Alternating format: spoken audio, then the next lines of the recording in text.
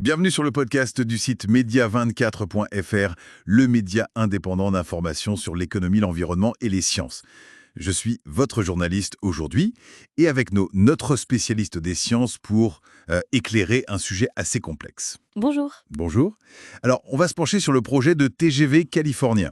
C'était un projet vraiment phare, mais bon, il traverse une grosse zone de turbulence maintenant. Oui, Surtout depuis que l'administration Trump a décidé de couper 4 milliards de dollars de financement fédéral. c'est ça, une somme considérable. Exactement. Alors, notre objectif aujourd'hui, c'est de décortiquer un peu tout ça, comprendre les raisons de cette décision, voir comment la Californie réagit, parler aussi de l'explosion des coûts, et puis de la dimension politique derrière tout ça. Mhm. Et on va se baser uniquement sur l'article source qui nous a été fourni. On fera aussi un petit parallèle avec un projet britannique qui a connu des problèmes similaires. Bon, alors, commençons par le coup de massue fédéral. Donc Washington retire 4 milliards.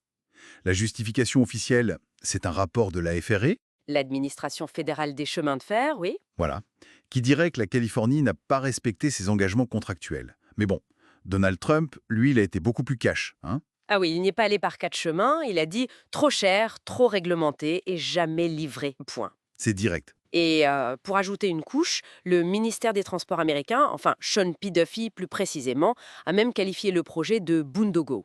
Un boondoggle. C'est assez péjoratif comme terme, non? Oui, tout à fait.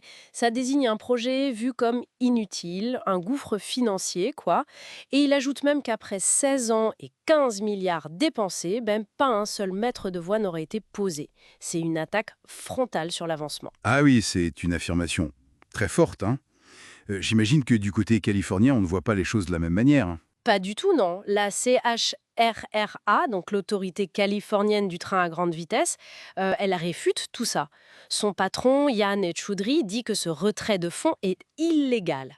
Illégal, carrément. Oui, il soutient que la Californie a au contraire respecté toutes ses obligations et il s'appuie sur des audits fédéraux qui auraient validé le projet jusqu'en février 2025. D'accord. Et pour contrer cette idée que rien n'avance, il donne des chiffres.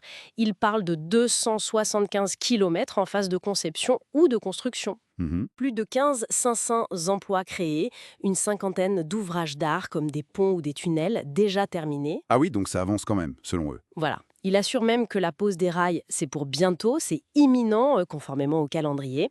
Et il insiste sur un point, c'est le seul projet de train grande vitesse, de HSR, en construction aux États-Unis en ce moment. Bon, on a clairement deux sons de cloche complètement opposés sur l'état d'avancement.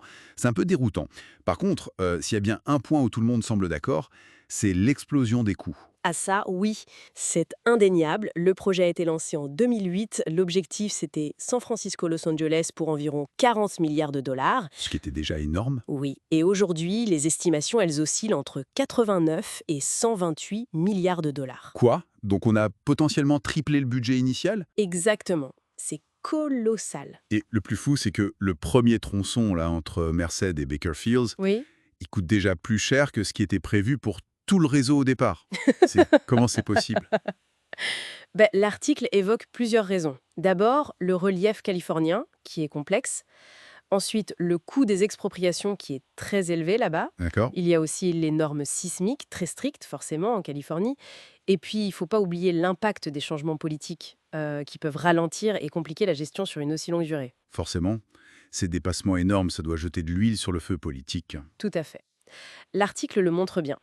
Pour l'administration Trump, c'est un peu du pain béni pour critiquer la gestion des démocrates en Californie. L'accusation classique de mauvaise gestion des grands projets. C'est ça renforce l'image d'une Californie un peu dépensière, un peu trop bureaucratique, incapable de mener à bien ses grands chantiers. Et le gouverneur californien actuel, Gavin Newsom, comment il réagit face à ça? Il baisse les bras? Ah non, pas du tout. Il défend le projet bec et ongle, il parle de souveraineté de l'État, il insiste sur le côté stratégique du TGV pour l'indépendance énergétique, industrielle. Mhm. Il dit aussi qu'il ne faut surtout pas laisser la Chine dominer ce secteur technologique.